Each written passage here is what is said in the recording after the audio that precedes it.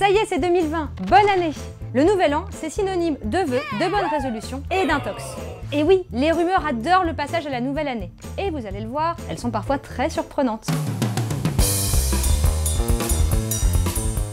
Parmi toutes ces rumeurs, il y en a une qui a particulièrement circulé, c'est celle du bug de l'an 2000.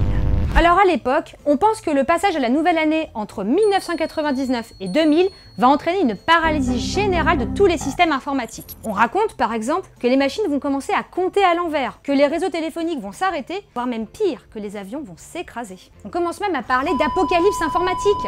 Finalement, il n'y a pas eu de problème majeur. Sauf qu'entre-temps, beaucoup d'entreprises ont dépensé des sommes astronomiques pour protéger tout leur système informatique. Ça vous semble irrationnel ?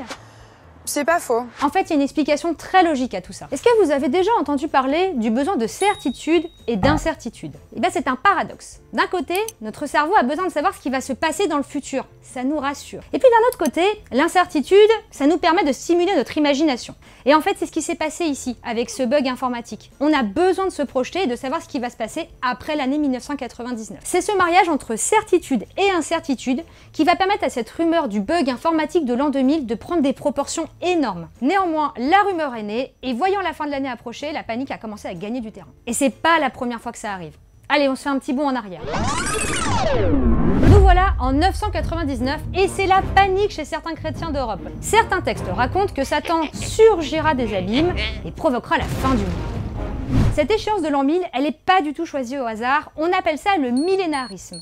Pour faire simple, on pense que le jugement dernier se produira au moment du nouveau millénaire. Bon alors c'est pas nouveau, hein, ça fait un petit moment déjà que certains chrétiens en parlent. Et puis surtout, c'est pas tous les chrétiens. La majorité de la population n'a pas perçu ce passage à l'an 1000, puisqu'ils n'avaient pas de calendrier.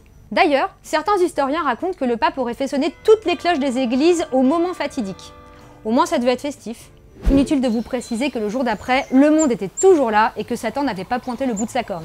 Bon, je sais pas vous, mais moi, j'attends les rumeurs sur l'an 3000 avec impatience.